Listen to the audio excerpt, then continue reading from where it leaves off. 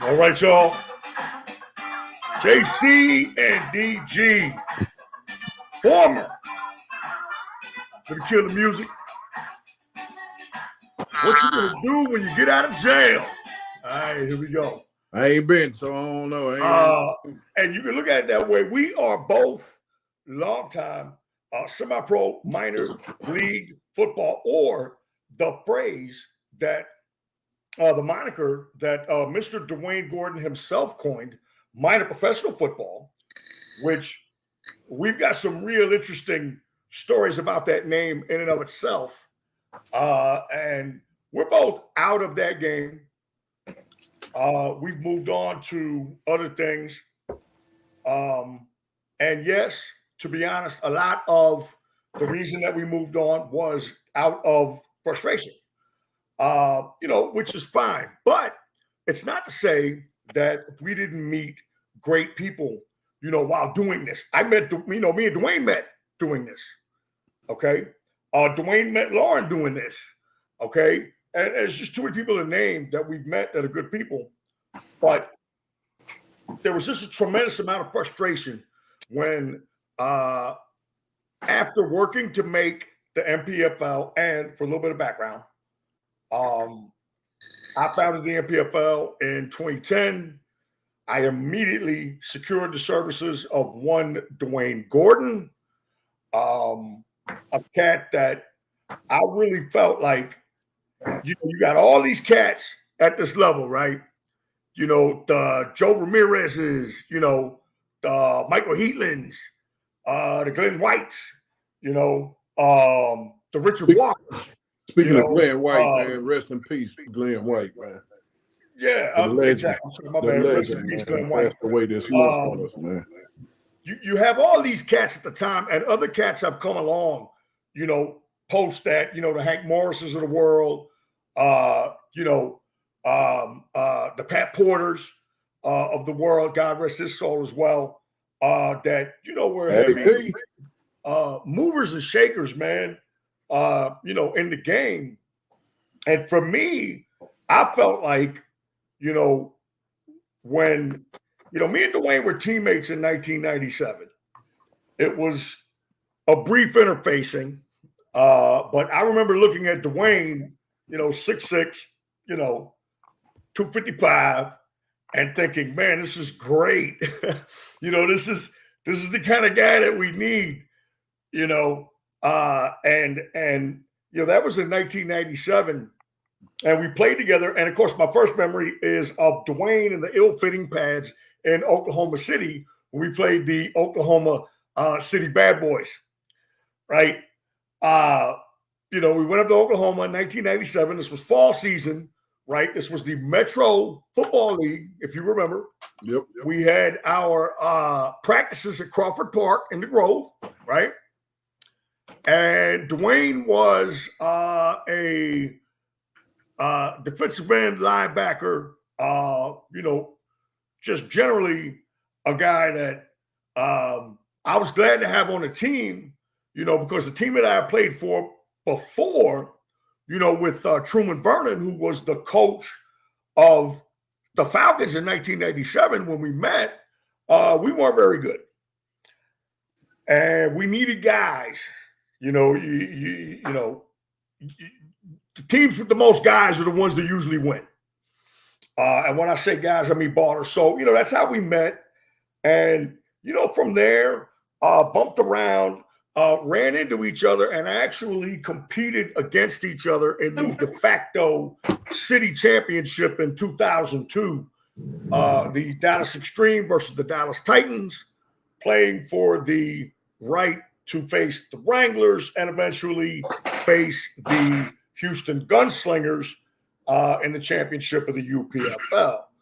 So we had competed a little bit, came back together, and when I started the MPFL in 2010, along with Lauren Williams, Big Low Watts, our media and production director and creator, the first guy that I went and got was Dewayne Gordon, because I knew that as a guy myself that was not a great player and had not achieved very much as a coach, if I wanted to make this league thing work, I needed somebody like Dewayne with the kind of stroke that he had.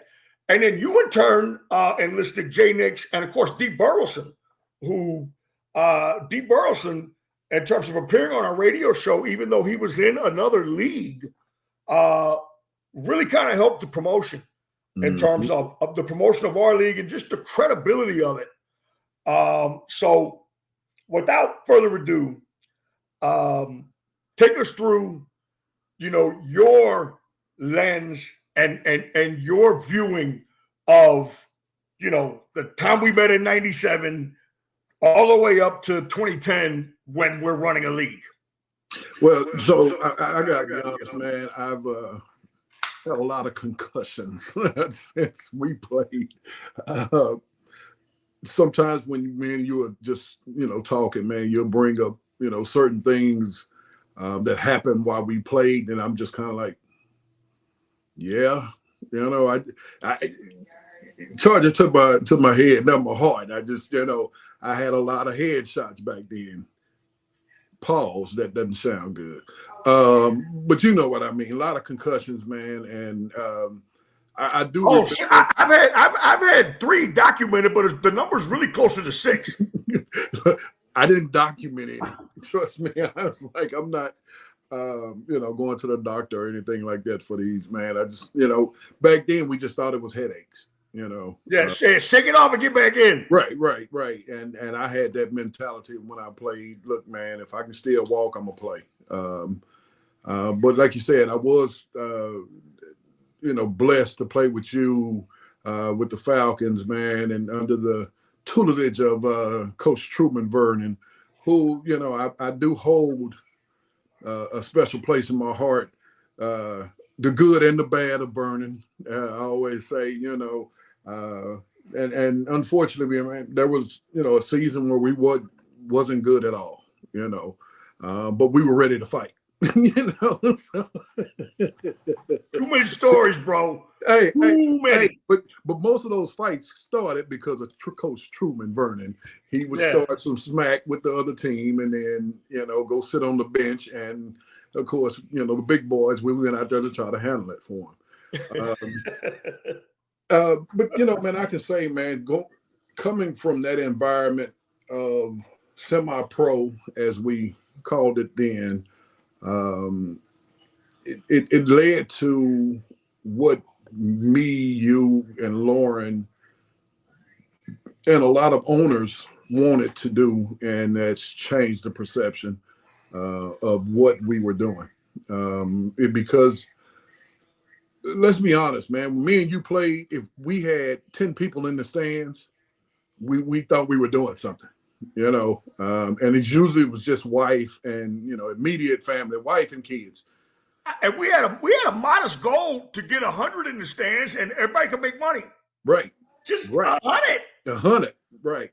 And I think from our perception of it, man, me and you, when we sat down, granted, me and you kind of bounced some ideas around once I got into the coaching, side of it, and got to seeing some things, and being part of the TUFL. Again, now let me stop you right there. Okay, so there's so much that, because I was commissioner of National Minor League Football. You owned a team in National Minor League Football. That was the extent of my experience. But for years before that, the Texas United Football League, that's what we're going to talk about first. Yeah. As we talk openly and honestly about these other leagues. I mean, we ain't holding back. I mean, it's like that. All right. No cap, or whatever the kids say these days. Right. You had some unique experiences in the TUFL where, let's just be frank and honest about it, as a very respected owner in that league, they used you as an enforcer a few times at championship games. Did they not? Oh, yeah. Well, not even just championship games, in regular season games that I would show up. Who's going to check the rosters? Right. Is it going to be, little old fat ass, or is it going to be 6'6" Dewayne Gordon? Of course, they're Right? sending me So down to check rosters. they And, went with the big man. you know, and kind of enforce the players who wasn't supposed to be playing not to play. You know, championship game. Who they send down? Well, actually, It's a bitch because you're calling people on a lie, right? Right. It was a Calling people on a semifinal, lie. and I'm like, man, I'm just here to enjoy the game, you know. And they were like, no, you need to go down there and enforce the roster. And typical Dewayne, he fucking went and did the job. Yeah. You know, so Dewayne, he went and did the job. He didn't complain. Well, you know, the thing was, man.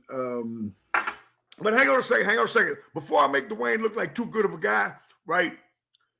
He is a full 6'6". Okay.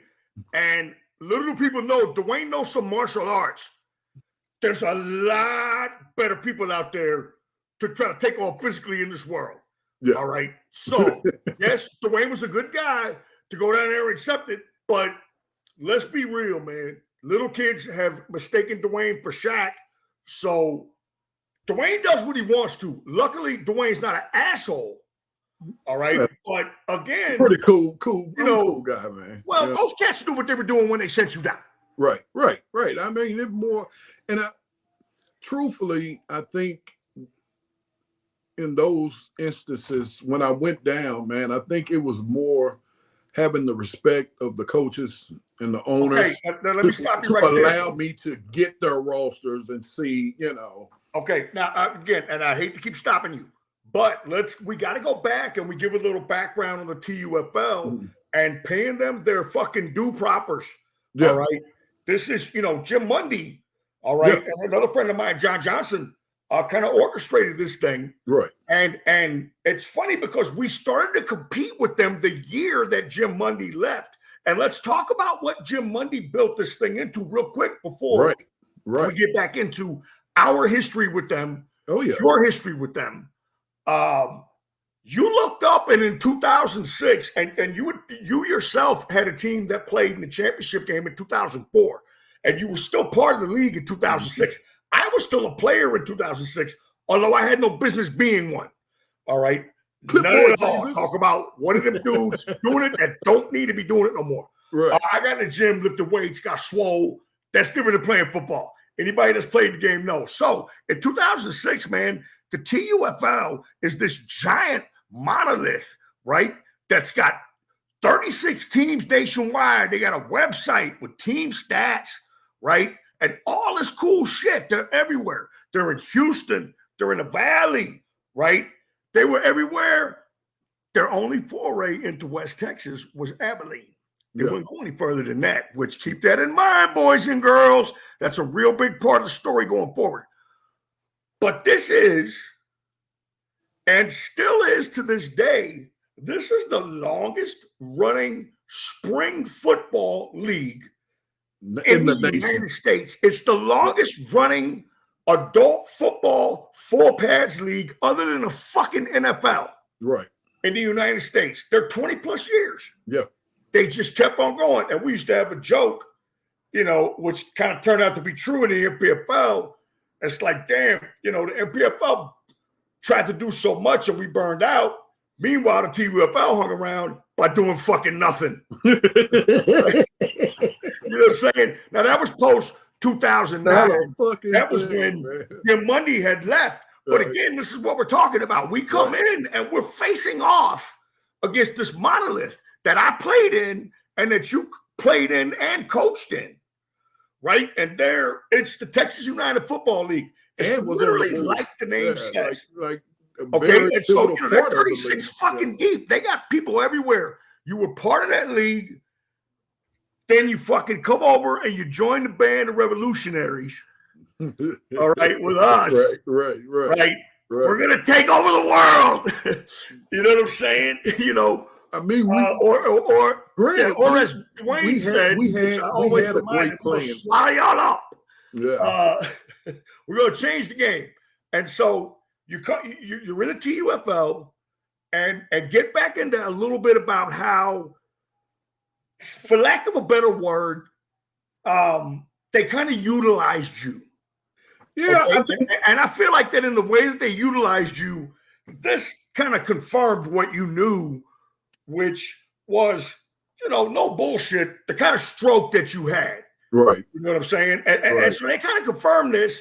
And so just kind of take me through that process. And what you're thinking is you're like, okay, so I'm going to be your fucking, pit bull here. Right. All right. And what you're thinking about that experience and what you're thinking about it going forward when you said, you know what, I'll be my own fucking pit bull and branch out. Well, I think when you start to feel the push of everything going towards, DG, you without saying it, but the feel of becoming the muscle for the TUFL. Hey, I'll say it. You don't have to say it. You were a fucking pillar. No, you were a pillar of that league. You don't have to say it. I'll say it. I knew it. That's why I fucking went out and got you. You were a pillar of that fucking league. Well, and as most people know me, I don't, You're not going to say that. I said it. But I always say, look, if this is what you guys want, I just want at that time, I just wanted to own a team and run my team and, try to make another championship, whatever it may be. I had no plans.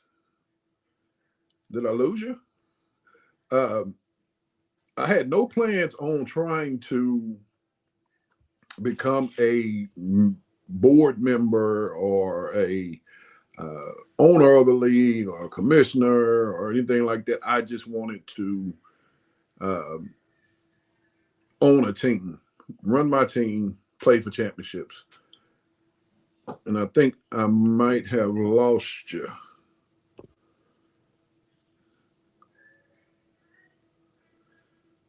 There you are. No, you didn't lose me, man. I was throwing you the solo shot, Playboy. Oh, my bad. I was like, well, damn, I think I know. Yeah, no. Hey, look, I was throwing you and truly, man, like, we're fucking rusty. Very. And our roles are switched, right? Like, you used to be producer, and I was talent, and you were producer and talent. And now I'm producer, and I'm throwing it back and forth, and you're like, damn, man, am I just out here? Like figuratively, if you kept going like for 12 hours straight and then like you wouldn't know no better, right? Like, I had this particular situation and this is in my time here. Like you would just keep going, right? If you didn't know no better, right? But you're like, hey, wait a minute, man, is it just me? Nah, man, it's not just you. What you can do in this podcast is turn your camera off. So what I wanted to do was get a bigger. Hey, I got you. I'm sorry, my bad. I wanted to get a bigger Dewayne in the screen. Well, we don't need no bigger smoke. So, if you'll excuse me now, I would like for you to return to you talking about like you're making this change, right? Like you're looking at it and you're like, okay, so I have this team. I want to compete against the best. I played in this league, or in what was perceived to be the league in Dallas at that time. Right. And now I have a team. I'm competing in this league. I've been drawn into the admin side of it, right? I've been pulled into the administrative side of it. So I want you to take me through the acceptance of being pulled into the administrative assignment by the cats over at the TUFL, biggest league in Texas, biggest spring league in the United States, longest running spring league in the United States. And you're going through this process. So don't freak out. I'm going to give you the whole screen while I smoke. And you can speak on it. No, it's all good. But like I was saying, man, I felt a shift of becoming more than just an owner. And at the time, I wasn't really feeling that. I was more focused on getting the best product out of my team and putting it on the field. But, sometimes when we're forced into stuff, we began to accept, some similar roles or some smaller roles, and becoming the bully or the enforcer for the TUFL. That's never was my type of thing. I'm not that type of person. I'm more of, let's talk about things. Let's try to get things worked out and go from there.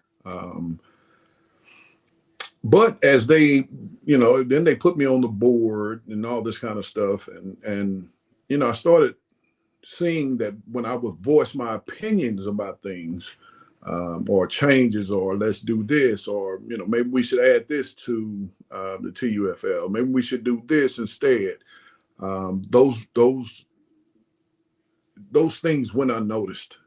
No changes were made. It was like it was swept under the rug. They were like, yeah, DG, yeah, man, we see that this could be, a good momentum shift, but let's just keep doing what we're doing. And I was like, at some point we have to change what we're doing. And me and Glenn White had a long conversation after one of the league meetings. And I said, Glenn, man, it's got to be better. Real quick, I want to jump in right now. I want to jump in and say that the late Glenn White, despite my ups and downs with him, is a very significant reason that I'm in the Hall of Fame. Yeah, he's a very significant reason that I'm in the Hall of Fame for having faith in me to bring his team to my league and accepting everything that I dictated to his team as far as our league went and promotion and that. So I think that, it's very important to acknowledge these people along the way. I think it's great that you're talking about Glenn White. So you're talking about Glenn White, and here's a guy that's got just a ton of stroke at that time. At the time, best football team in Texas. And so you're thinking about making moves. And so where are you at that point? You're thinking about making moves. Well, there's a pivot. And then, when did that pivot happen? Well, it became me and you began talking after a game. There was the Express versus somebody, and they were playing at the Salvation Army. And I came. Yes, that's right. Right across from Crawford. And not only that, the Salvation Army right across from Roosevelt, where gunshots would go off during the game. And don't kick the football into the fucking woods. And get the ball back. Over the fence while you're playing. Let's just say that. Let's be real. Like, you kept your helmet on when you played there. Like, they would throw eggs from the apartments, ice, eggs, batteries. Great. But you know what, man? It felt like home. Let's just be honest. I mean, it was dangerous. So unlike a traditional football game, where everything is organized, there's ticket takers and people, lining you up to park. You got motherfuckers parking right out in front. You make your own parallel parking. Yeah, man, I'm just gonna park here and get out. Right? You couldn't kick on. Look, you had to kick on one side of the field. You couldn't kick on the other side because it would go down off in the creek. Yeah, man, it was a great venue, man. I used to love playing there. It's like, can we please, not be the home team and be up against the projects behind the stadium? Dude, there was one game where we had to have both teams on the home side. Let's just put it that way. They got them crazy ass fences up, and behind you is some shit. You're sitting on the bench, right? And like that night, right? Like, I remember that night we had played the Diesel in their very first game, the Salvation Army, right across the street from Roosevelt High School. And in that game, right, like, our defense, y'all were so good, right? And I'm an H-back, big receiver, H-back, tight end type, all right, that, didn't make, as they say, noun fucking plays in the game. Right? The offense, right? The offense is struggling. Yeah. And y'all are keeping this in it. It's one of those games that it goes into the fourth quarter, and we're playing the Diesel with Joel Portwood and Jackie Bridges and those guys. And it's like, 14-0 going into the fourth. We can't score a lick, and then the motherfucker is up 32-0. Because we couldn't offer any resistance offensively. So I'm already feeling bad because the brothers on defense, and you weren't one of them. You weren't one of those guys, but the brothers on defense, and rightfully so, were like, "Hey, man, we need some help." And I'm like, and I'm sitting there. You can't say anything. You're like, damn. He's right. And I gotta watch out for gunshots behind me. Right? Eggs. But again, this because that remained in our lives. At least Cedar Crest did. And Cedar Crest, oh yeah.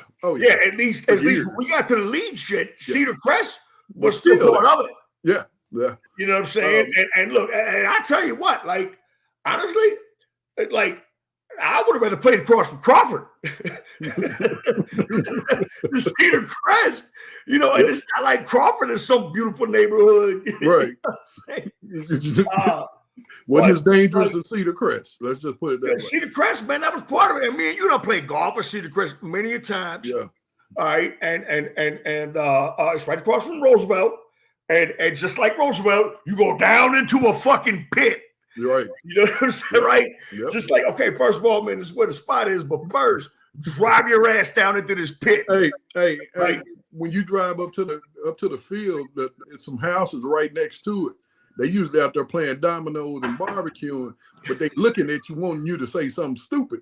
You know, like, and then they tell you, "Don't park in my yard. Don't park in my yard."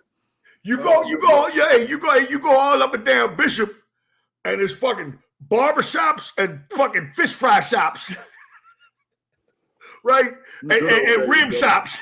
Hey man, it was a good old days. I can't lie. Man. It was a good old days. Right, like, and forget the signs. All that shit is painted on. Yeah. Right. Oh yeah. You know what I'm saying? So, what I was saying was of football at our level, man, and everybody goes through it. Right. You know what I'm saying? Everybody goes through it. You know, in terms of just playing in the mud, playing in the dirt. You know, we practiced on fields that were basically painted dirt. Yeah. You know, and so you've done all this as a player. You've been with the TUFL. You come over. We go through our NMLF thing. Take us to the point, man, where me and you are sitting in the car at the All-Star game. And we say, we've seen what the TUFL does. We've worked under other auspices, other aegises, other umbrellas. We weren't necessarily satisfied with that, obviously. And so now it's time to make another move, a move that involved me and you already knew for sure we were bringing Low Watts. You already knew. So he wasn't in the car. It was me and you. But take me through that. Everything you talked about, everything you said. Well, I think it all started with that conversation up in the press box. I really do.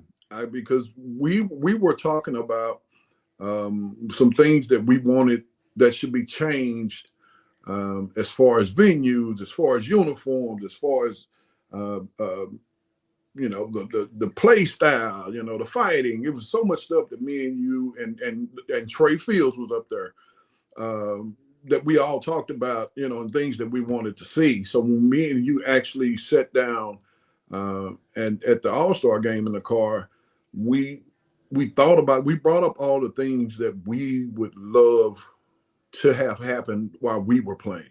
You know, the websites, the programs. I mean, just the video game, you know, live streamed games, stats, you know, just so much that we wanted to see change and make the product more marketable to the masses, not just to family and friends. You know, so we had all these things that me and you thought about. Now, did this, okay, the expansion of exposure in media and being able to view what other situations are like as an offensive player, right? You have this exposure to this, okay, this is what they do, this is how they get down, this is how their culture, and even for a defensive player, right? Or just a person in general. Now you have more choices. Right. Where to go play as a player, right? Because we know a little bit more about the teams, right? And so, you know, in that, but you think about that. I want you to think about that as an overall factor, right? Like as an overall factor on the whole thing, because I've always said, if I was in the right spot Okay, offensively, if they knew how to use me, right, as a big receiver / H-back, spot use me, all right, not just say go out there and fucking get a seal block on a 250-pound linebacker, you know, we're going to spot you. I felt like I would have been better off. I think that what we did in terms of the media, with the help of social media, not just us, but with the help of social media, we were able to bring to light more, and social media, obviously, the change in media was able to bring to light more about situations where you could go and where you could fit in, right? And so I can remember getting lost in situations way back in the beginning times where it was like, okay, this is terrible for me. You know, I'll never be able to handle this. And I think you yourself, people would be surprised to know that you were actually a very talented quarterback. Yeah. But that because of your size, that was never an option. Yeah, I'm still mad at Truman. You know, think about with us and the media exposure. Would 21-year-old Dewayne, would 21-year-old Dewayne have looked for a spot to play quarterback at? Hey, had I gone to what, you know what? I got to be honest, man. I give it up to Marcus Stewart, because I was actually hooping. I used to hoop every weekend. During the week, I hooped all the time. Marcus came out and says, "Hey, man, you should come play football."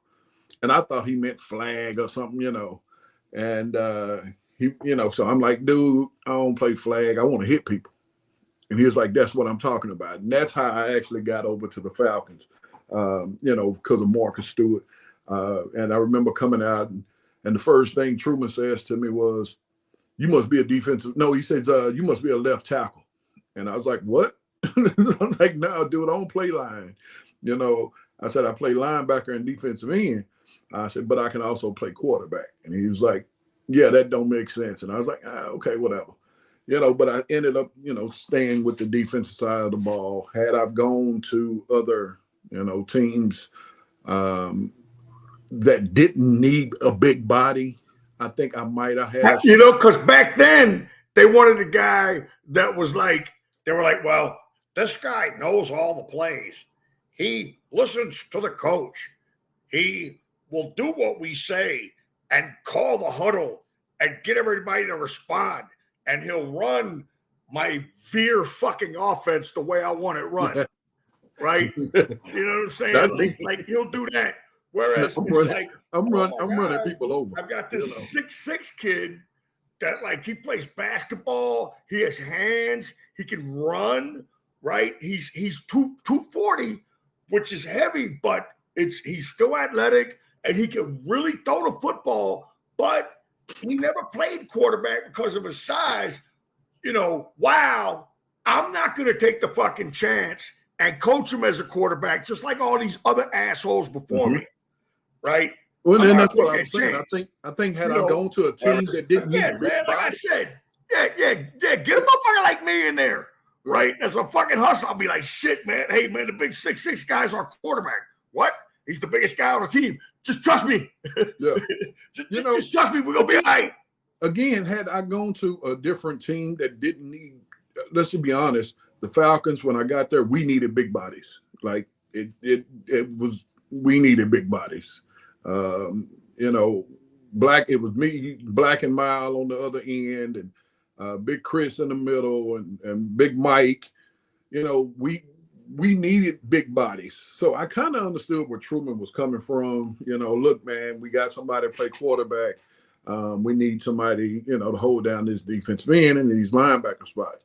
You know, and again, I didn't really, truthfully, when I came out, I was coming out just to fuck around. I mean, really, you know, once I was, you know, I seen how people were pulling up to the, you know, like people were half-assing to practice, coming to practice every now. I was like, man, take this shit serious. Take it like a fucking, you know, so league, you know, one of them rec league ass basketball leagues. You know, show up when you show up. You know. So we've established this set hierarchy. Yeah. In semi-pro, where a 6'6", 255, 6'6", 255-pound guy, no matter how good he moves, it's hand on the fucking ground. Yeah. Right? Yeah. So, well, you know what, we've man? also established. Check this out, though. Check this out. When I went over to the Avengers, after I left the Mesquite Falcons, I went over to the Avengers and Coach Randy Riley, who, man, that's my guy, man. Coach Riley, that's my guy. He says,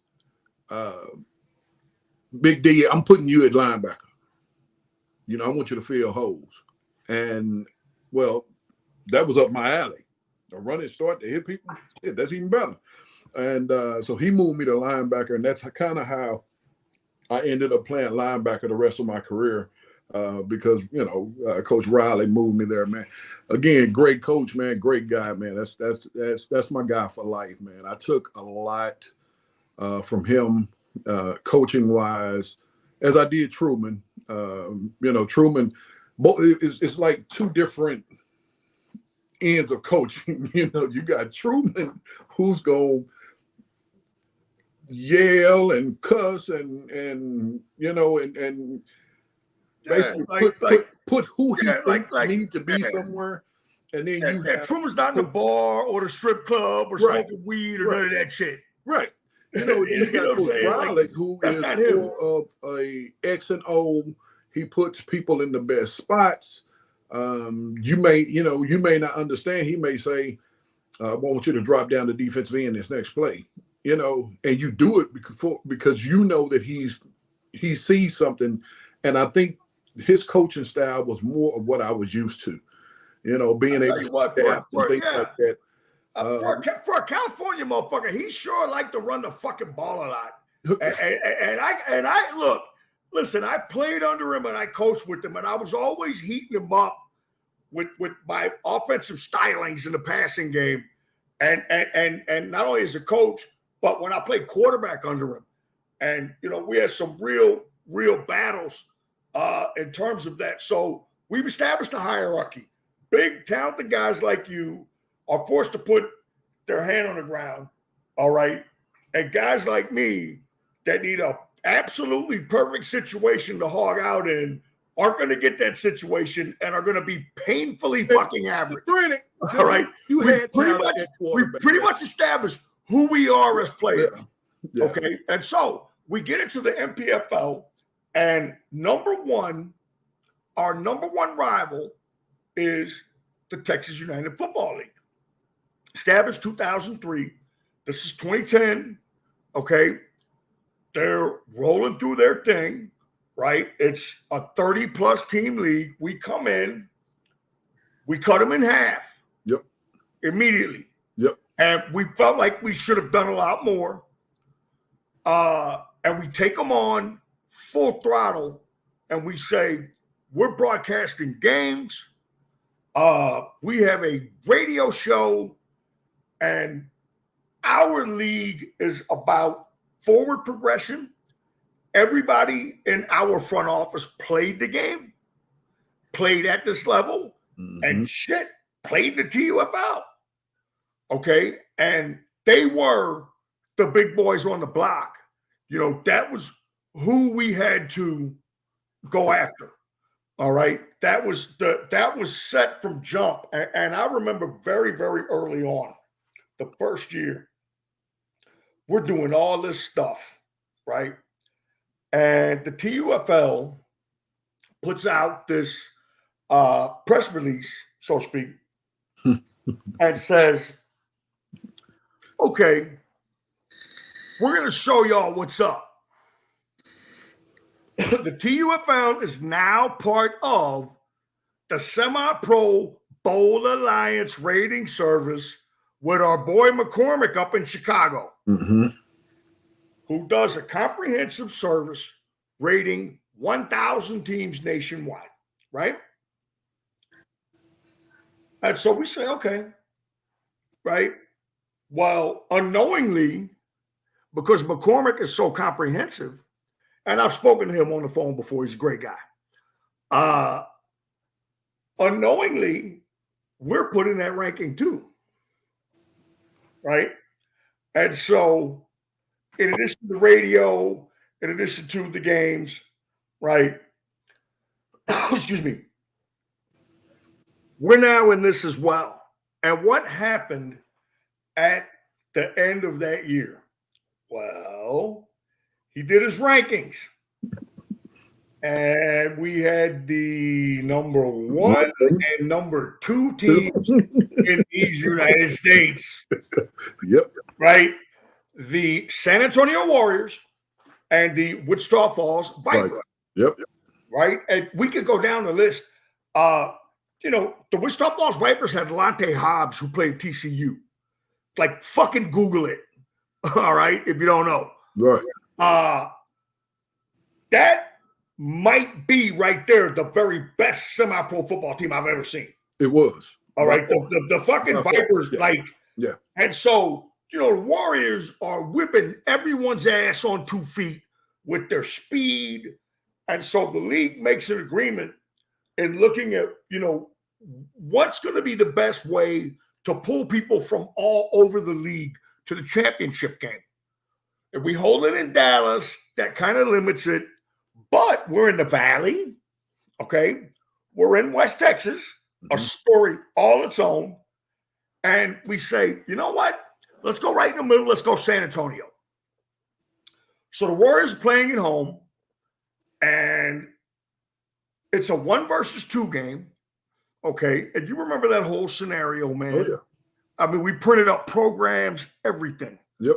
Right? It was just a full-on blitz, right? Now, unbeknownst to us, there was an international food festival in San Antonio, which was designed to attract everybody. Yeah. I mean, me and Dwayne were, like, okay, this is what it's going to be. And we get a picture of the game in San Antonio before the championship game, and there's fucking 2,000 motherfuckers in the stands, right? And we're like, this is fantastic, right? San Antonio's in the game. They're going to pull 2,000 people, right?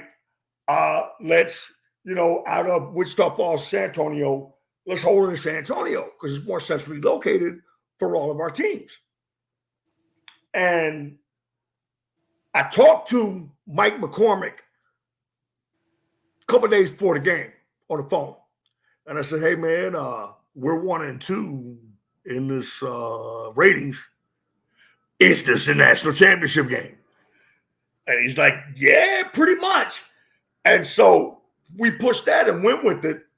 And so you got to think at that particular point in time, Dwayne, this is our first year, and we missed out. Like, a few teams were going to come that first year, right, that fagged out or whatever and didn't come after saying they would come. That really would have, blew us up even more. You got to be thinking like me after that first year, like, it's on. Yeah, and I did, because I bust out and said, we're going to swallow the TUFL up. After that first year, man, I had such high hopes, and what became a trend with owners of committing and then decommitting and then committing and decommitting all before the season starts, which really kind of derailed a lot of things that we were trying to do as far as the size of the MPFL. Although a couple of our owners, and I know you remember, wanted it to be more of an exclusive league, because we called ourselves the League of Champions, which, you can go down and look at our roster of teams that we had. A high percentage of them were league champions in the past. So we were able to, label ourselves the League of Champions. But, logistically, we wanted to add more teams, to ease up travel. And again, the size of the league kind of is, appealing to a lot of people. Oh, man, we got, 35 teams, and everybody's like, oh, my God, this is the greatest league ever. And so what you're talking about is the difficulty of bringing the very, very best together. Right. Which was the whole idea. Right. But, we were able to do it.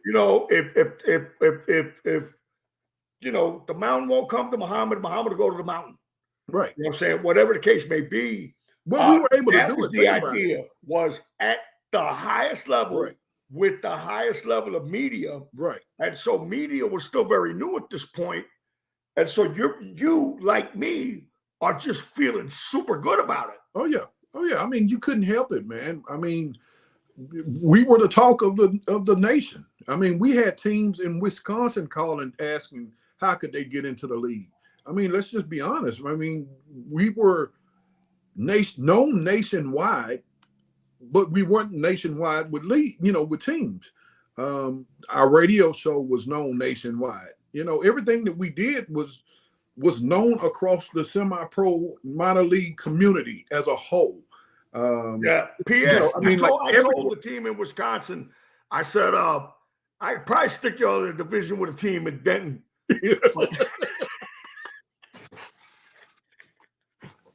I said, but we ain't much further north than that. People think we're joking. I mean, like, this is for real. We actually had teams in Arizona. And that was daily shit. It was daily shit. What did we tell the people in Arizona? Okay, we need a group of teams in Arizona to play. And then it was so much going on behind the scenes with the we had such a great plan that we didn't want to only be known as a Texas league. We wanted teams everywhere. We wanted teams. Yeah. We wanted, and that ended up working against us. Yeah. Because they played the local card. Yep. Houston played the local card. TUFL played the fucking local card. Yep. That worked against us. Well, Us wanted to be national, had motherfuckers thinking they were going to fucking Los Angeles to play games. Yep. Well, I think what it was, man, is, and I think it's lost in today's semi-pro, and I call it semi-pro. I can't call today's teams minor league. Me and you were the same in that, by the way. Me and you were the same in that, by the way. Exactly the same. Right.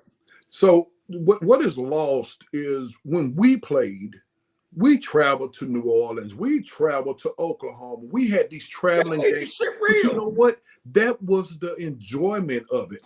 You travel. Yes. I mean, we traveled to Odessa. We traveled long distances. But it was what made us so tight as a group, and it made the league feel professional, legitimate. Because you didn't play people certified. Right. You didn't play people in Fort Worth. You didn't. I mean, you had, we did have the Wranglers. We did have teams that we, played locally, but we had teams that we had to travel, get rooms. Most of the time we didn't get rooms. We jumped right back in the car. Dangerous as hell, coming right back, But that's what a lot of is missing now. Teams are scared to leave their backyard. And we at the MPFL, we wanted you to leave your backyard. We wanted you to leave your comfort zone. We wanted to see how you would go play a team. And when we would get the Stampede to go to El Paso, we wanted to see how the Stampede would react. We wanted to, and then when we got the Houston teams. And fucking El Paso had to return the favor. Right. El Paso had to return the favor. Right. It was never all. But like you said, it did end up working against us with these other leagues because, again, word of mouth is MPFL is going to make you travel. Well, and that was an unfair brand on us. I want to get into something really intense here, man, about what a reporter said from the Observer, the Dallas Observer. It's a local community newspaper here. It's free. You can get them anywhere. I was going to do an interview with the Dallas Observer, and I gave them all of the info in terms of the topic. And it really kind of chronicled the TUFL's dominance as the preeminent league in our state and how we were, we were the usurpers. We were the revolutionaries, right? And so as I went through the differences of front office and the way we were and where we were at and owners, this reporter, she says, wow, this really is a great story. The whole thing is drawn along racial lines. And I'm like, and she's like, yeah, clearly all the black and brown owners are with you guys. Right? And the white owners are in the TUFL, and they're not leaving. And I'm like,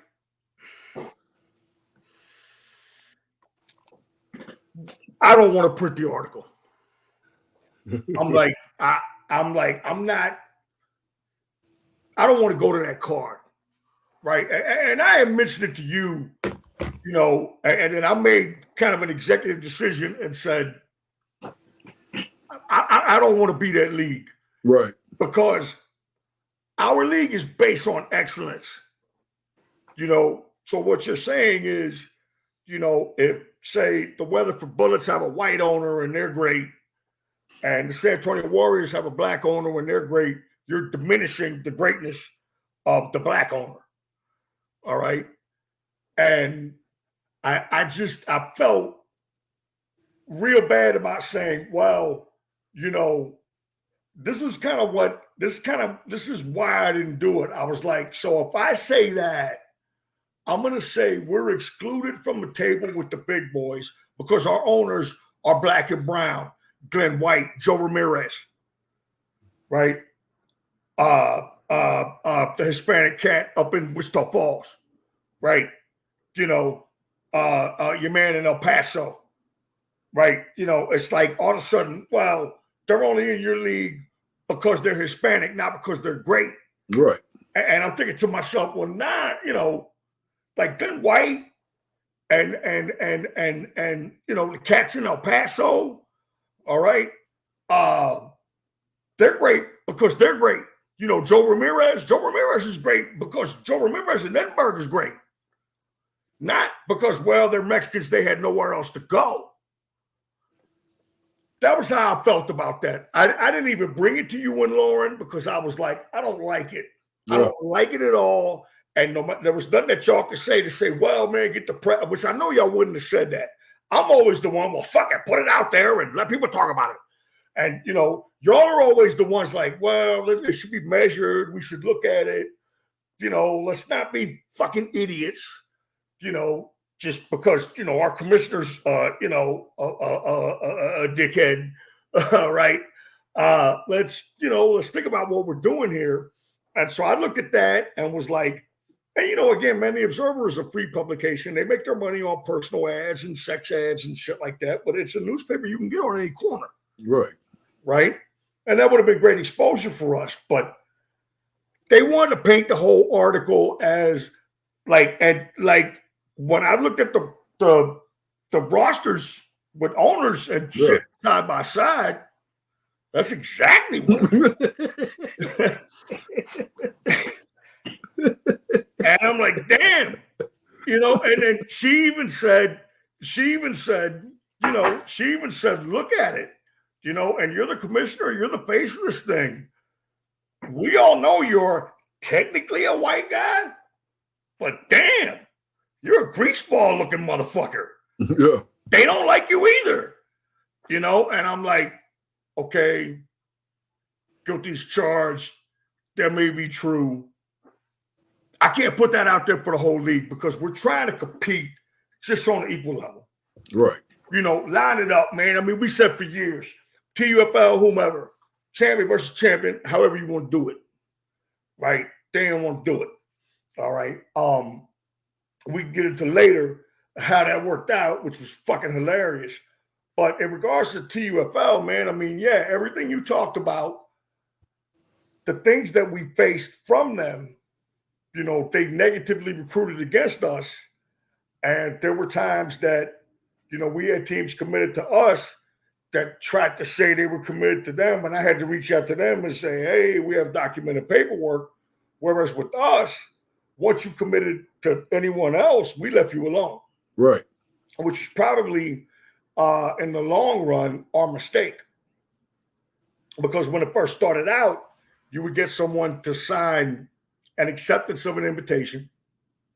And thank you to both of our homeboys, Lil Dwayne Edwards, a lawyer who has helped me out tremendously legally, teammate of mine. All right. I actually knew him before you. You and him are closer than I am, but than we are. But I knew him before you. I played with him like 2 years before we met. And I love the guy. As a lawyer, And we drew everything up and crafted it in such a way that it was legally binding. And whenever we got someone to sign, as long as we knew they hadn't signed anywhere first, we would, enforce that. If someone told us they had committed elsewhere, we were like, okay, cool, we'll see you next year. Yep. And I think, at this level, that's a mistake. And I think that's what just kind of skip forward a little bit. And I think that's what kind of wore me down a little bit, is the constant lying. And I was always told, be a man of your word. If you give me your word, I'm supposed to accept that. And there was a lot of times, man, we get, we would go and drive to meet owners and things like that, man. And all of a sudden they're, oh yeah, man, we're committed to the MPFL, man. We're in for this year, man. Send us the paperwork. We send the paperwork. Then we're kind of pressing, hey, when we're going to get the paperwork back, a promotion side, we're already, making these little miniature helmets and things like that. And yes, we did start that. Just so you guys know, the animated football. I mean, the football players and the helmets that all came from the MPFL. Now, did you even see those being used on the NFL? But we did it here first, by the way. But we had made all these promotional type things for them, and then before you know it, you look on Facebook and such has gone to the TUFL, and you're like, what? Wait a minute.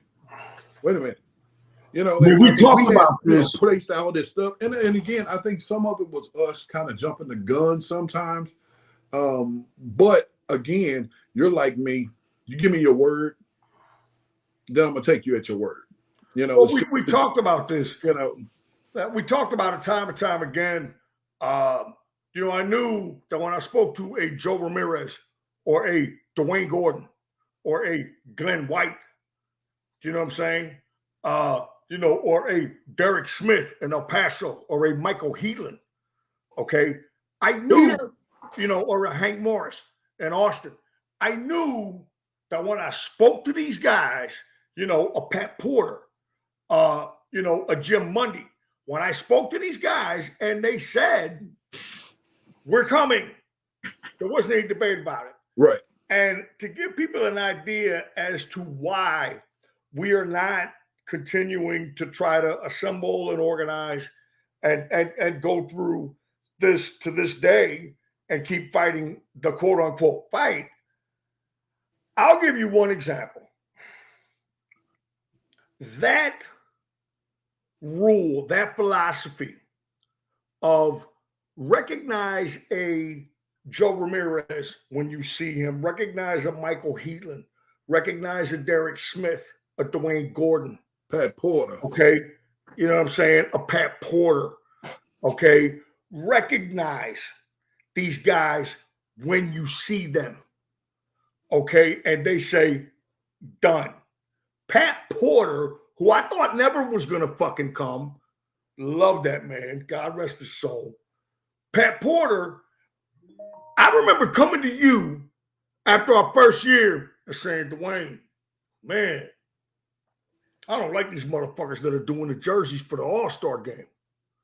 I'm like, what do you, if I go to Pat Porter, and you were like, look, man, that's business, right? Like if you go to Pat Porter, man, he's gonna handle it. Right. That's business. He's not like, that's Pat Porter. That's the man, right? That's the man that he is, right? So I remember reaching out to him, and I said, hey, what's up, man?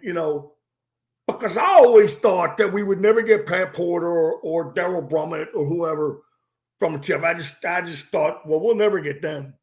And we'll never get both of them. If we get one of them, the other one won't come. And so I reach out to Pat and I say, hey, man, All-Star game, and we're talking. And then I find out because, Pat is fair-skinned. I'm a little bit out of skin. I didn't know he was Italian. Right. And shockingly enough, Pat was probably the only human being on the planet that didn't know I was Italian. Right? And so we kind of find this out and we're talking. And the next thing I know, in that parking lot of that gas station at DFW Airport, right? Pat says, we're joining the MPFL, and writes down on the back of an envelope, Stampede to the MPFL, and gives it to me. I'm like, okay, you're Italian, man. You could have just told me. I would have accepted it. You are Pat Porter. But he writes down on a piece of paper, gives it to me, and says, we're coming to the MPFL. And, you're thinking at that time, because you have, Joe Ramirez, you've got Dewayne Gordon, you've got, the Michael Heatlands, Sammy Canales, you've got John Saucedo in El Paso, right? You've got Glenn White, again, you've got these guys. Now you've added Pat Porter to it, right? Mm-hmm. You've got the James Blackshires, right? You have these guys that you've added to the thing, and you're thinking, wow, going forward, we're going to be able to roll now. We'll be able to take what is the standard progression of growth for a business, right? With these factors that you kind of know, good and bad, you can count on. But at semi-pro, there's so much fucking ho shit that you can't create a fucking algorithm for it. Right. There's no creating of, well, so-and-so is going to fag out or whatever and act like a fucking goof. Right. We even had somebody back out because one of their players were going to be blackballed through the MPFL. Yes, that was the fucking, yes, that was in the Valley. Yeah. Oh, my God. He couldn't go within 1,000 fucking feet of a fucking school. Yeah. And the team was playing the games at the school. And of course, you know how it is, a semi-pro. He was a really good player. But now, bro, you can't, if it ain't just about y'all playing at school. Right. If y'all play any fucking where else where they play at the school, you can't play. I mean, it was just kind of shit. I think that we when you have those, like you said, the Pat Porters, Glenn Whites, and all those, I think our expectations was that we were going to get that same type of person in other owners, where they believed in keeping their uniforms matched, and they believed in having a nice place to play, and locker rooms. I mean, you just had this, because you have these top guys, you're hoping that the new guys that you bring in are on that same level. And what we realized in the years passing was that those top guys are top guys for a reason, because off the field, they're stand-up men. So they were able to bring that over to the MPFL. Look, I'm a stand-up guy. I'm gonna bring being a stand-up guy to the MPFL. Well, we started saying, okay, well, let's reach out to these guys in hopes of growing the league. We reached out to guys who had questionable practices, we'll say, and thinking that bringing them over and being under the tutelage of Glenn White and Pat Porter and being able to see what they're doing at the MPFL and how they're keeping their stuff together, that these guys would be under the same, you know what, man, I see that these guys are top. I want to be top. But what happened was you started getting guys, and this is why semi-pro is so watered down now. You got guys that left the Stampede, started a team. Well, a guy that left that team that started, left that team and started another team. So you started getting all these pop-up teams and these guys playing in mismatched uniforms and things like that, and bringing the negative and the fighting and not holding their players accountable. Granted, man, the NFL has problems. I mean, the NBA, they have fighting. It's going to happen.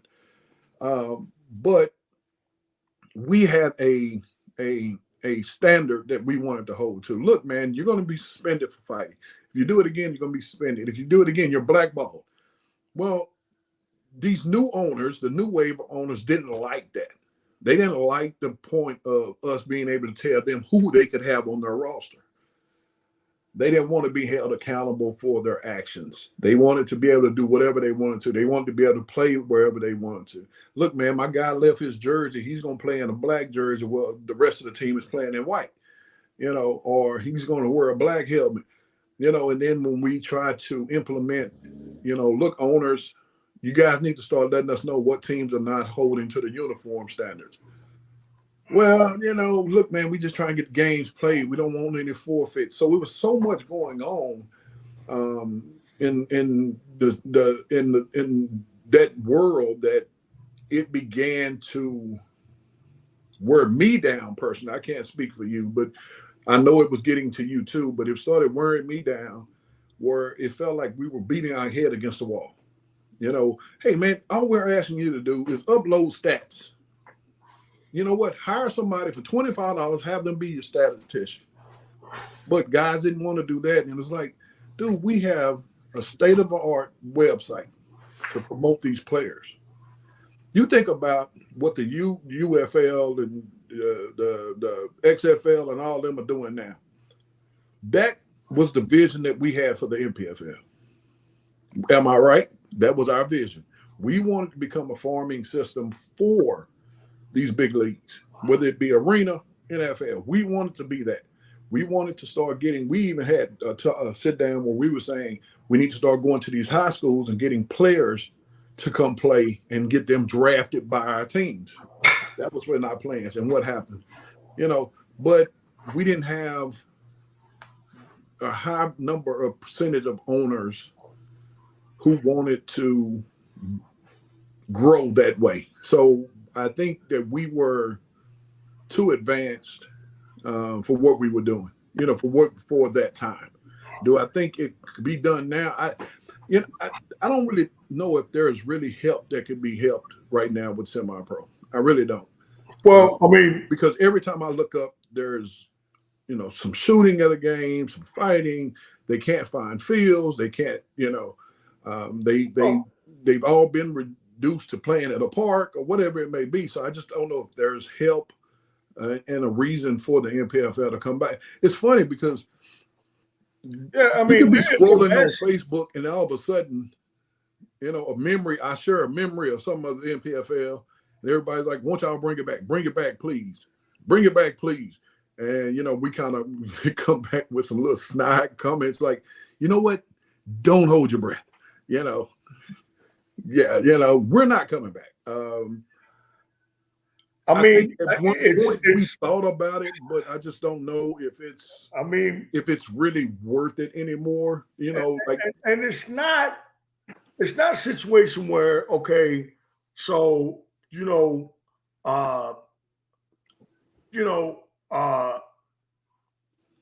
it's not good because we're not around. That's not what we're saying here. We're just saying that there hasn't been a taking of the brains, in terms of making the attempt. And I know that that's a workforce workload thing, and that soldiers like us, we wore down from the battle and bounced, and you would hope that there would be more new soldiers that would come in and say, all right, let's try to organize this thing and make it as good as it could be. But of course, unfortunately, it's going the other way. So as we transition from the TUFL, with whom we competed, and I can remember, we did our broadcast and they got a guy to do broadcast, right? And I remember, right, like I had doing play-by-play, I had some catchphrases that I would fall back on. And I remember we were in a Tex-Mex restaurant in Waco. On our way back from Austin. Of course, it's me, you, and Lauren eating several metric tons of food. Just hogging out, right? And so we're listening to him. And your man slips in one of my catchphrases, and I'm beside myself. I like, that's some business on that right side. And I'm like, oh, no, he didn't. Right. And, we kind of, water found its own level in that because our people appreciated it. The TUFL charged a lot more money for it. Gas plus a fee. We were doing it as part of the league fees. And you could kind of see that, okay, really on both sides, it wasn't going to work out long term. If we're going to continue to do the shit for free, well, great for the teams, right? If they're going to charge gas cards and a fee, well, broke ass teams aren't going to continue to pay that. Right. So, you're kind of boxed in on both sides. So then all of a sudden, we roll into 2011 and the CRAFL and their way of doing things creeps into the picture. And your man, Ruben, I think, right?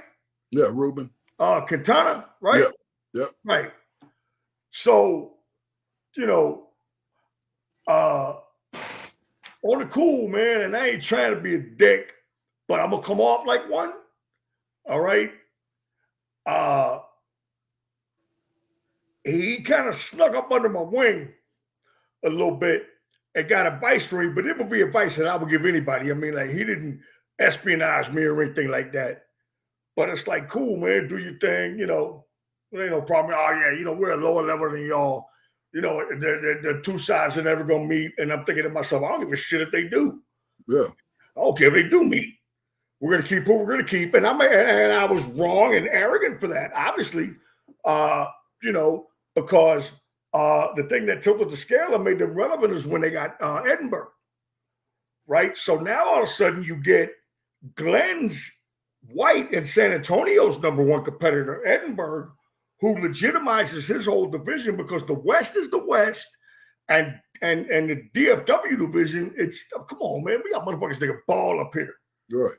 All right, so it's legit, and out West, they got motherfuckers that can ball, and it's not that San Antonio and Austin don't, but the real concentration of power was the San Antonio Warriors and Edinburgh Land Sharks. So all of a sudden, Joe's business takes a downturn with Edinburgh, and he's like, I can't fade all the travel. The other teams surround him and say, we're going over here. You ain't got no choice. Whereas you know how it was back in the day when we first started. Joe would show up at your house. Hey, man. Hey, listen, you just might as well play over here. You got nowhere else to play. We're going to beat you 80-0, but at least you have a place to play. Right? And so, you had Joe, I saw Joe recently. Joe's my size now. Yeah. Crazy. Yeah. I'm 215. Yeah. Right? But like, we know 300-pound Joe. Right. right. Yeah, we know the Intimidator Joe. Yeah, we know 300-pound Joe. Yeah. So for the longest time, man, and I even saw half-ass memes about the shit. The MPFL bullies, JC, Dwayne, who's fucking, 325, Lauren, who's 340, Joe, who's 300, right? It's all these big assholes that just come in and tell you what to do, right? I mean, your boy in Austin even, did a meme with me and you as the dudes from Pulp Fiction, right? Remember that? Right? And he's like, what league are you going to? Don't answer that, right? And like we were thought like we didn't set out to be like that, but it's like, you have a Glenn White, you have a Joe Ramirez, right? And yeah, man, Joe's my dude. He brought me to the Jets game this year with the Cowboys. The shit was great. But yeah, man, I mean, Joe would throw a little weight around. Yeah, they did.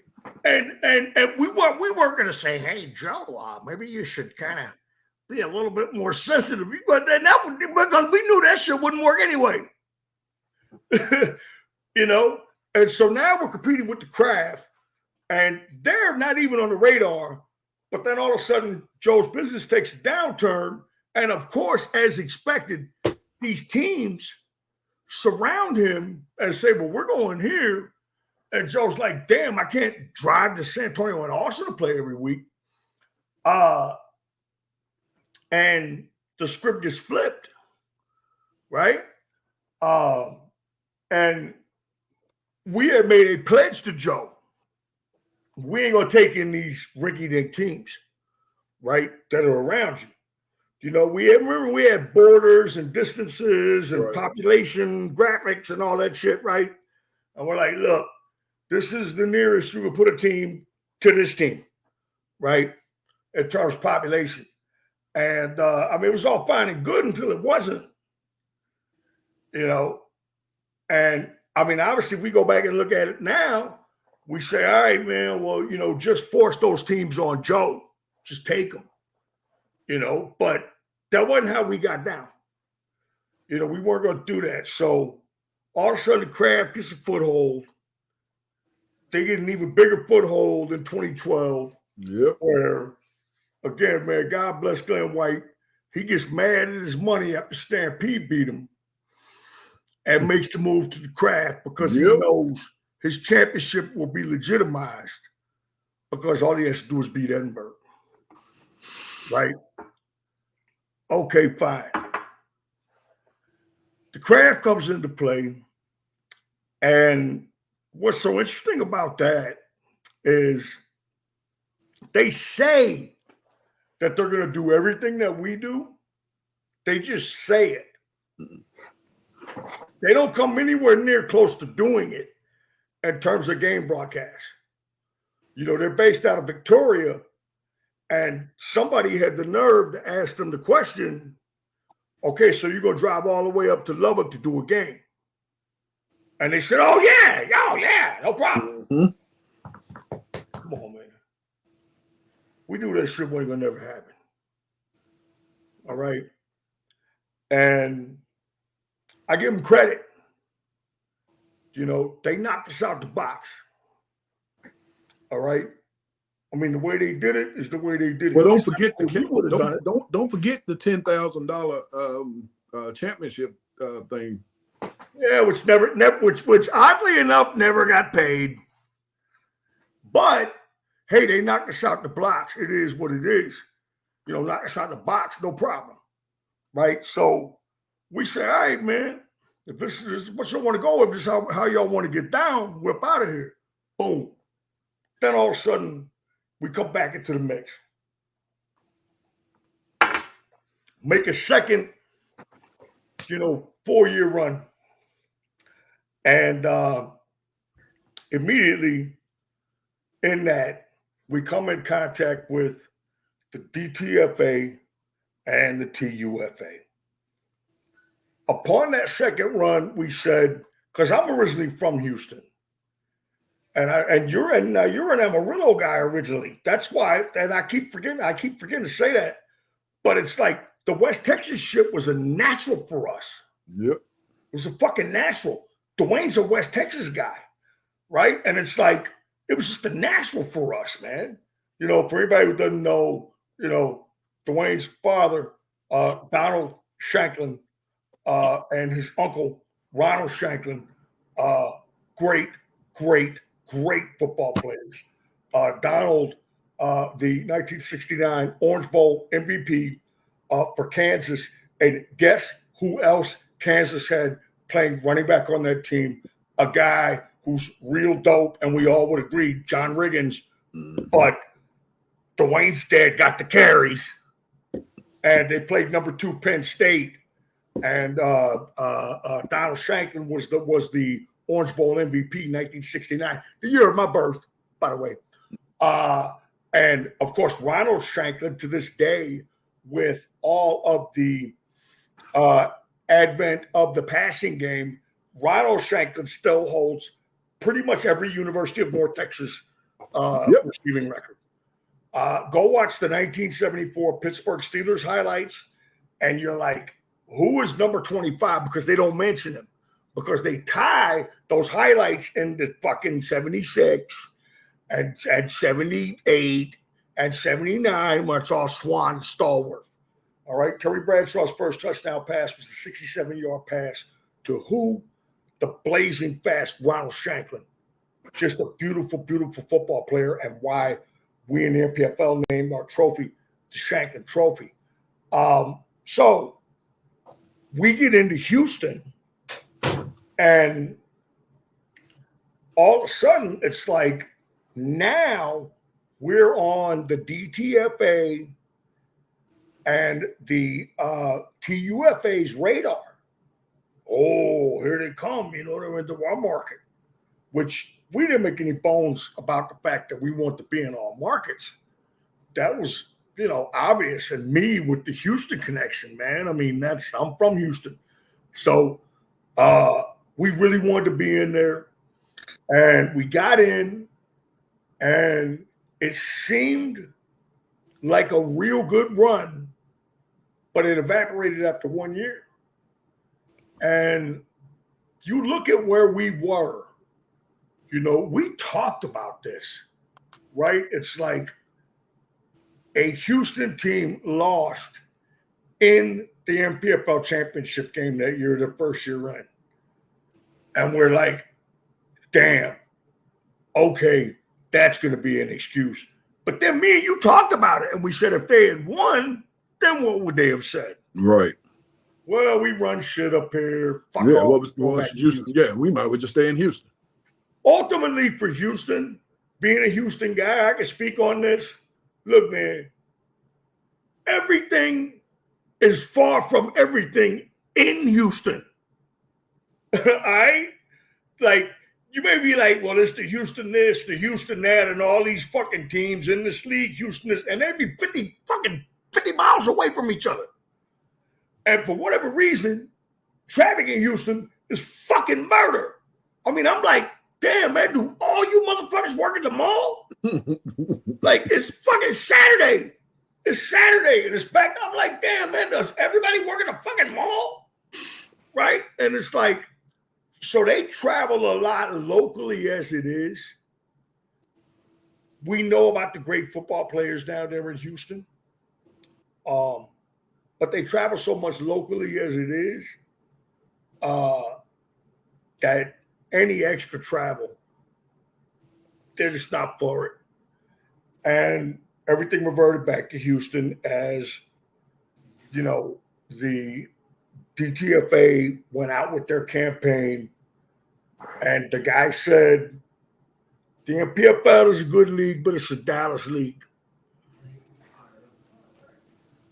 And at that point, how many Dallas teams had won the title in the Dallas League?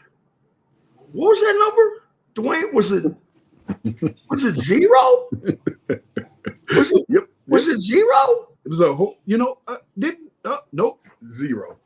I mean, wasn't it all Fort Worth and San Antonio and Wichita Falls and as I remember, right?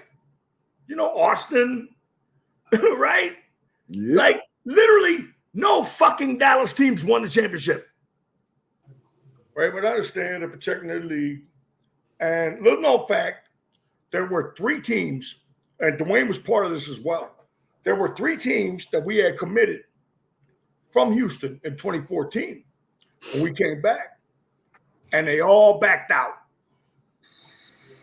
And Dwayne spoke to the TUFA league, and I reached out to the DTFA league, and we were assured on both fronts that our signed paperwork that they would accept that, right? Well, they didn't.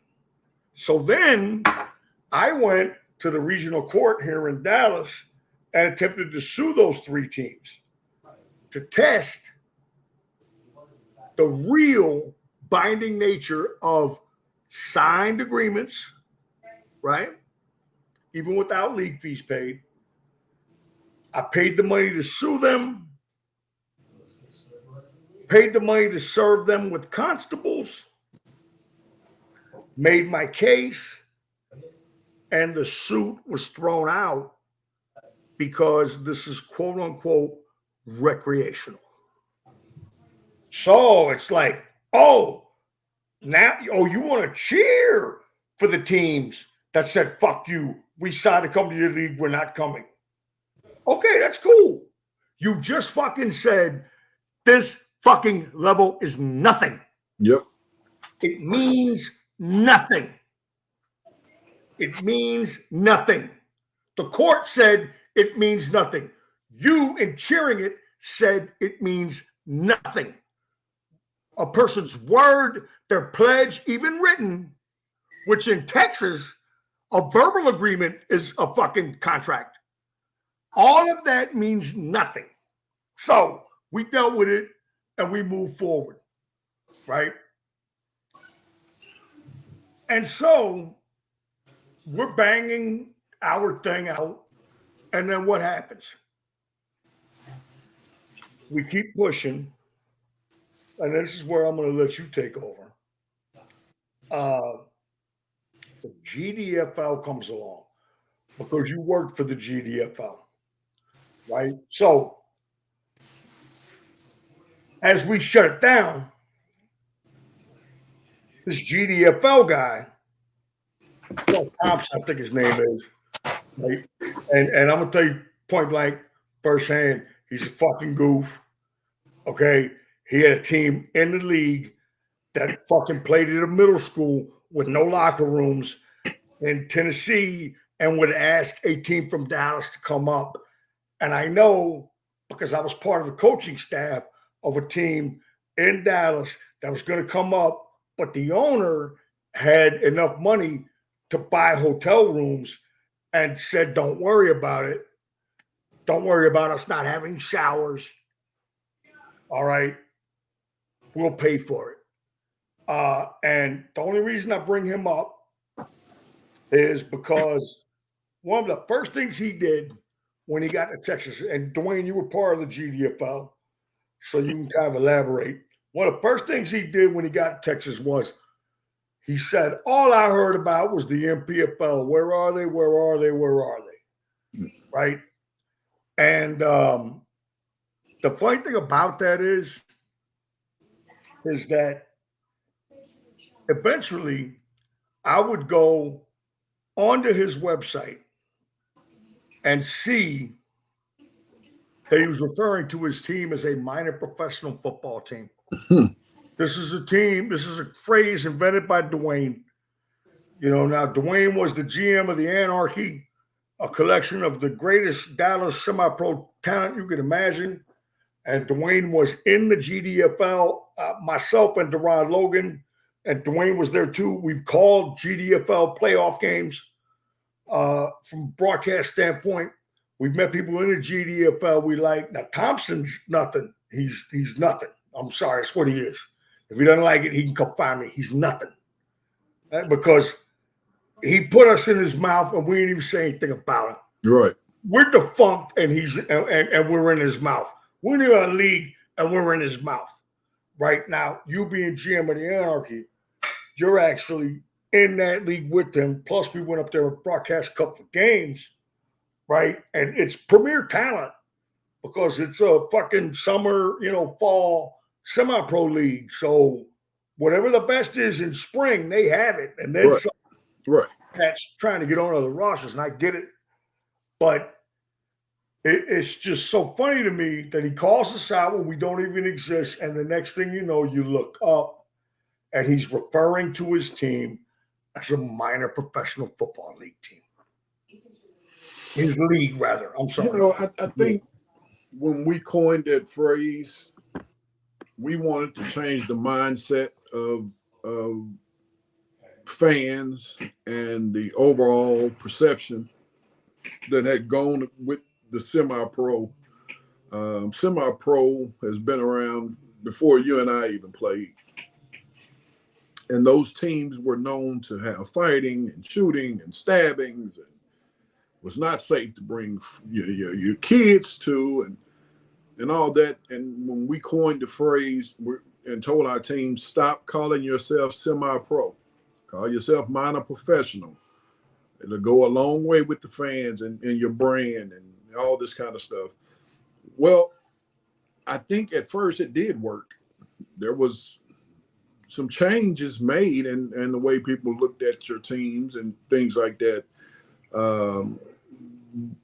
But it's kind of like the helmet thing, the 3D helmet mock-ups that we were using. It's like the MPFL did this, so now we have to do it. The MPFL calls their team minor professionals. We got to do it. Not and say, hey, let's give the MPFL credit for this. We're just going to take it and do it. So to me, all of it was a slap in the face, from the TUFA to the Gulf Coast to everybody that did the mock-ups, to act like they did it first, or starting to call their team minor professionals, and that's why when people talk to me about the teams that's playing now, hey man, enjoy it. Okay, I don't go to the games anymore. I think the last game I went to was with the TUFL championship with the that you were coaching in. Hell, I can't even think of, was that 3 years ago, 2 years ago, whatever it might be.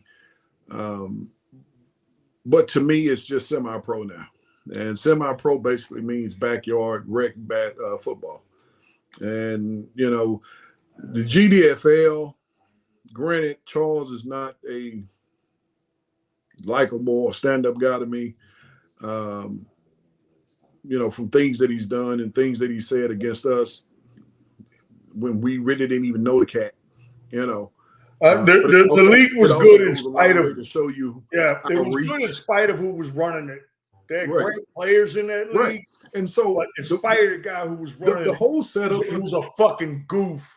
The whole setup of the GDFL is actually, and again, where we were headed. And if you want to say, you could say the same thing about the MPFL and the TUFL.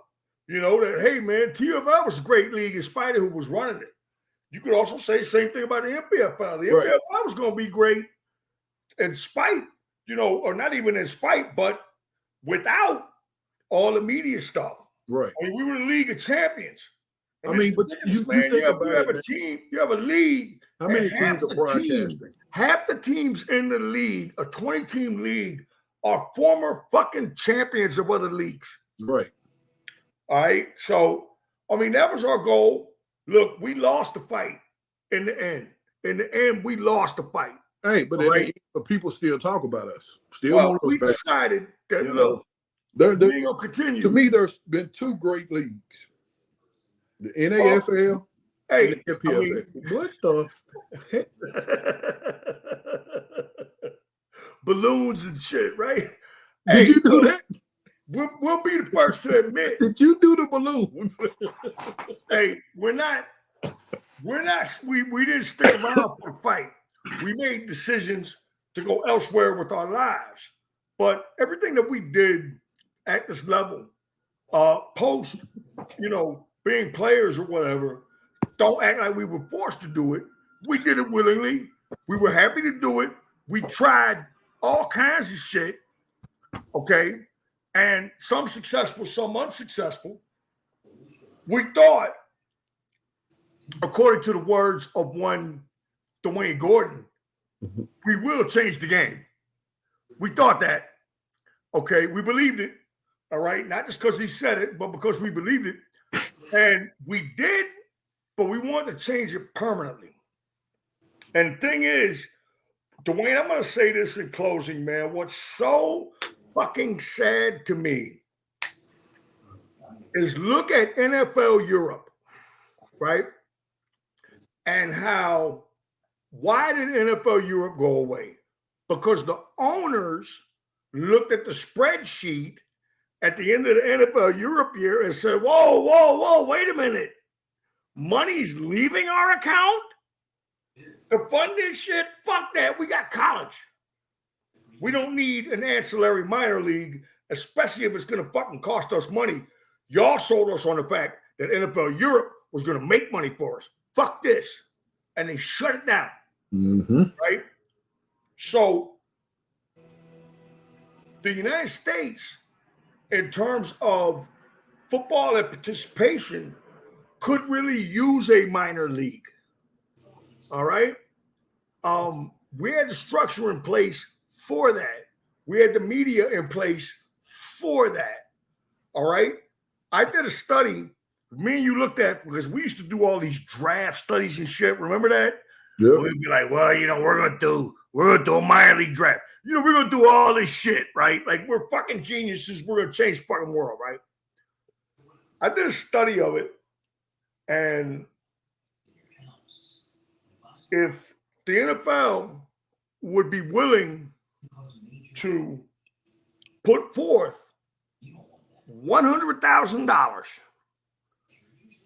we could, in effect, give them a minor league of 18 to 21-year-olds that colleges could draw from, because NIL wiped out all that pro shit, and guys they could bring to camp. For $100,000, we could do it nationwide. I haven't even thought about bringing this proposal to the NFL, because you know what their answer would be: $100,000. Well, shit, homeboy, you're off on your fucking target by about $100,000. All right? They have the colleges. They're not going to do it. That wipes out our plan. We thought we could overcome that with our plan by getting ratings. We didn't do that. The game didn't do that.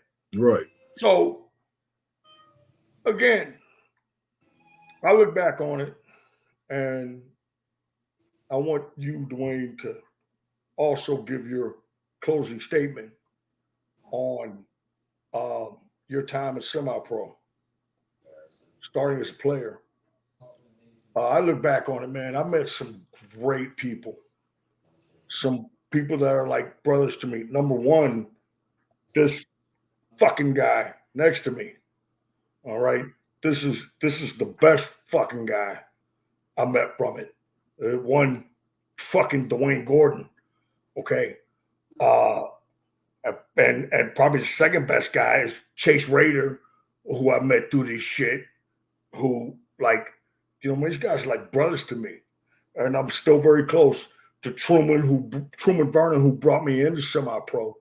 So, the D-Los, these cats, nah, I wouldn't go back and not have the experience, even though a greater percentage of it fucking sucked because of bullshit, because of lies, because of fucking canceled games, because of idiots getting drunk and running off with equipment, whatever, name it. Okay. All right. That's why Dwayne had to wear ill-fitting equipment in OKC. That one son of a bitch got drunk and ran off with the equipment. And I'm thinking to myself, Jesus, dude, Jesus, dude, don't fuck Dwayne's equipment up. We need him. Right? Right up like the 6'6", 250-pound dude. Like, get his equipment right and work your way from there. Right.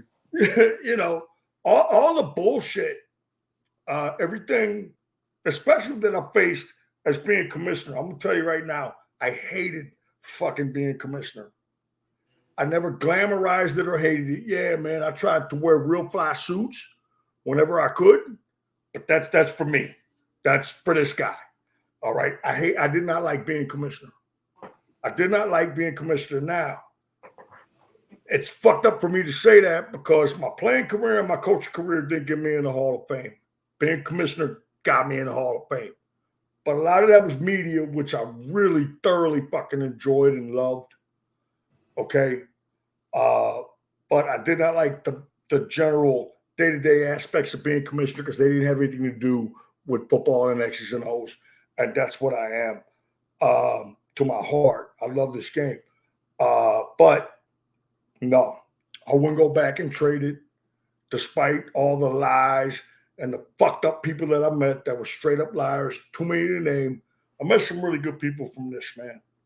Like, really good people. And as I said before, probably my best friend, right here on the show with me, Dewayne Gordon, and his son, Terrence, who like I love like my own son. And that, shit like that's priceless. And the three of us are trying to do some things together, all right, because we know each other. And it's fucking beautiful because I wouldn't rather be with anybody other than these guys. You know what I'm saying? It's so I'm gonna go ahead and count it as a win. I'm gonna count it in the plus column.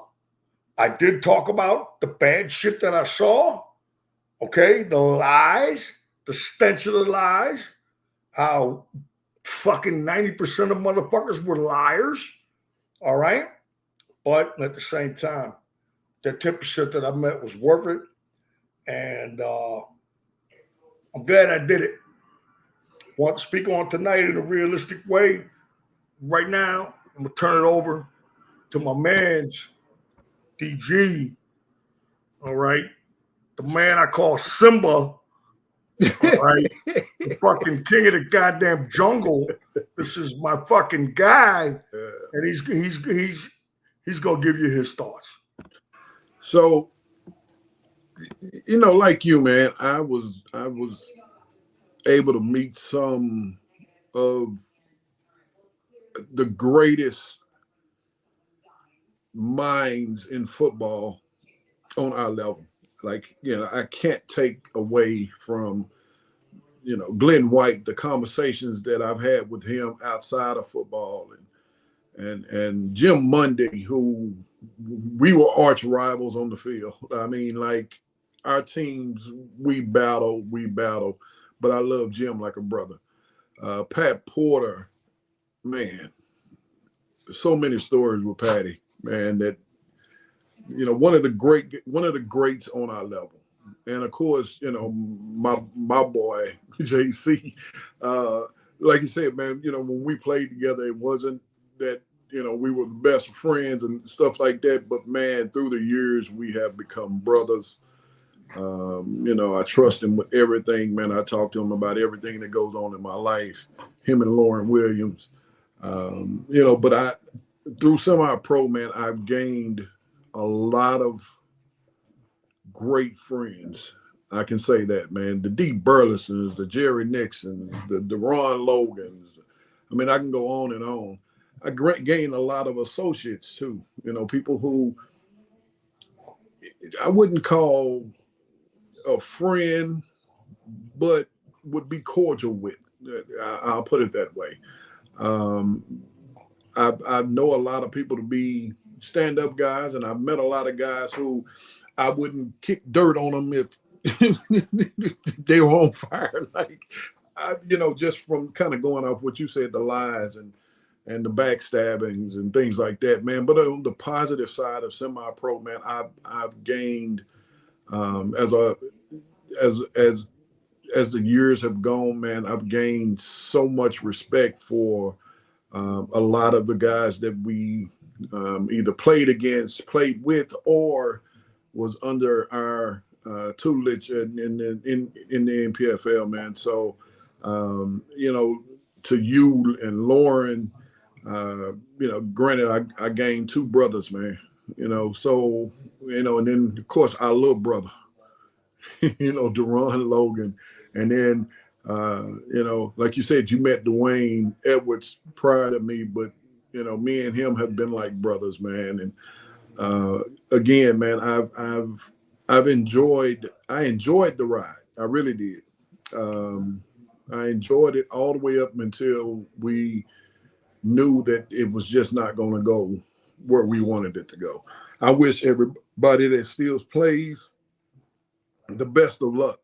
But I also know that the people nowadays look at it as what it is, backyard recreational football.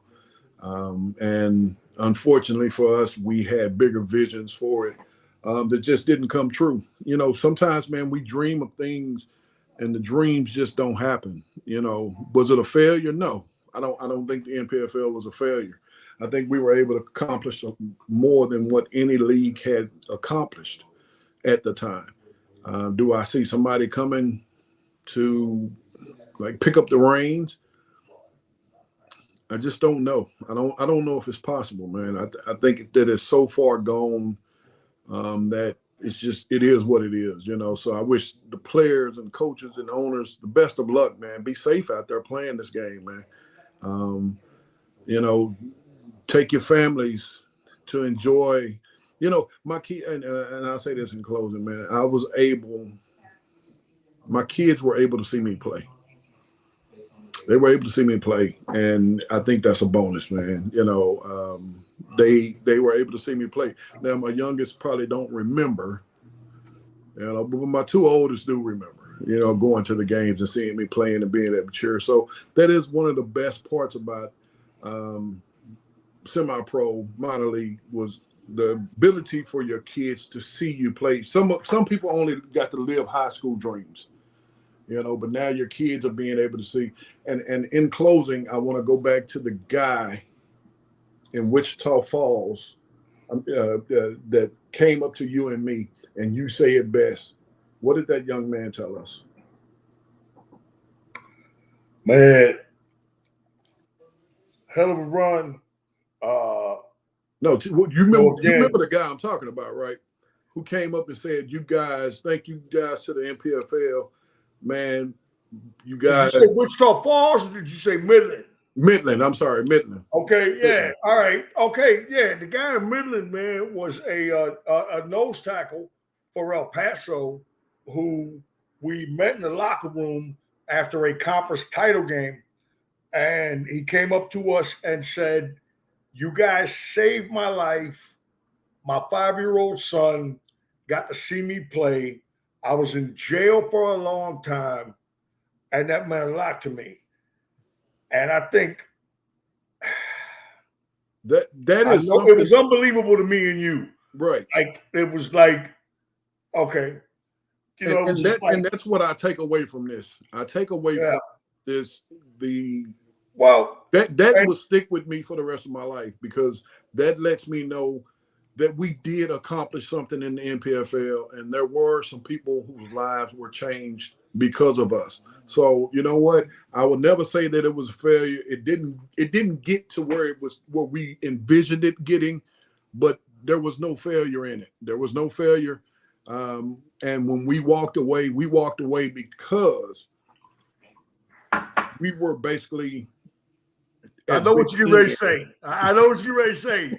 Talking about the way we walked away, and I agree 100%. I knew that was coming. For me, you know, I'm always got my filter on. Well, my moment is Edinburgh, with 1,500 fans in the stands. Me, you, and Baltimore got lost on the way down. Right? It ended up in Laredo. We said, oh, shit, 35 bros all the way to Edinburgh. Motherfuckers ended up heading to Laredo. I said, hey, man, I ain't seeing no Edinburgh shit. And I called Joe, and Joe's like, oh, no, y'all went the wrong way. I'm like, damn, I guess we did. Right? Man, you mentioned my brother Baltimore, 37. That's my brother too, man, Baltimore. We had drove the wrong way, but we go down to Edinburgh, and they had a cancer survivor in the stadium that day, man. And Joe pulled together 1,500 people to be in that stadium, and I got an ovation for fucking doing nothing. Right? Like, seriously. Right? And guys like, and the commissioner of the MPFL, JC Kimey. And I'm like, what the fuck? And I'm like,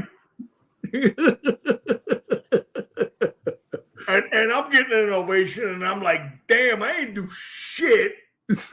Right? Like, I didn't do a fucking thing. And, but, so much more than that, man. It was just like, God, so much. Hey, man, what about the time we rolled up in Lubbock and your shit had 0 miles left on it? We're in the fucking middle of nowhere. Right? We were praying for a gas Carl's Jr. in Wichita Falls, where Lowe tried to pick old girl up and she stoned his ass. Right? And then some motherfucker said, oh, I got better directions for you. And our dumbasses were like, okay, cool. you know, and I'm hungover and asleep in the back fucking seat, right? And it's like, I look like these directions ain't working. We're coming up the hill and we're in the middle of nowhere and the shit says 3 miles to 0. You're like, hey, man. We didn't turn the AC off. We didn't turn everything off. We pulled up to that spot and it wasn't nobody there. Like, as soon as you pull up, as soon as you got in front of the pump, that shit clicked to 0. You have 0 miles left man. in your trip odometer for the amount of gas that you have. Damn. And just shit like that, man. The road trips, man, made it all worth it, brother. The road trips were the fucking brotherhood, man. Yeah, man. Fucking me, you, and Lauren. just that fucking brotherhood alone, right? The buffet wrecking brotherhood. What about Midland when we pulled up and Lowe said 3 dudes in a hot tub? Dude, it's like, hey, man, that shit is questionable, right? Oh, shit. And of course, right, every time we pulled up to Taco Casa, the motherfuckers was like, oh, hell. Man, we was like, damn man, it's like, damn, man, you got these 300 pounders on one side, what, you know, but really on the cool, the 240-pound motherfucking Italian dude's gonna eat more than both of them. Yeah. Right? Yeah. Like, we would just show up and wreck shop, right? But incredible times, man. I can't, you know, say anything other than the fact that I wouldn't replace him. We knew what the risk was when we went in. We said, look, we think we can make this a revenue stream for us and for many people that come to work for the MPFL. You know, we feel like you'll be able to earn a living here. Right. You know, and we'll be able to earn a living. That didn't happen. But that's never why you break into this.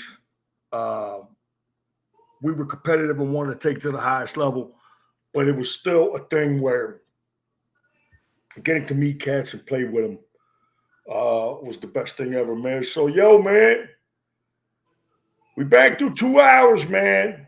I don't even know if we got it all off our chest. We're about to go released to where everyone can see it. And all I can ask you is this, big fella, if there's enough call for a return episode, even a Q&A, are you down? You know that, brother. I'm always down. Already, man. Hey, thank y'all for tuning in. Thank y'all for joining us. Probably haven't heard the last from us. We got a lot of other things working, but hey. Hey, Lowe did say he wanted us to start Saturday Night Lights back up, but just be about everything and not just minor league football, just barbershop radio. He keeps telling me that, man. So we might have to really sit down and talk to Lowe about this and see what we can make of it. And all I can add to that is thank y'all for coming out. Peace.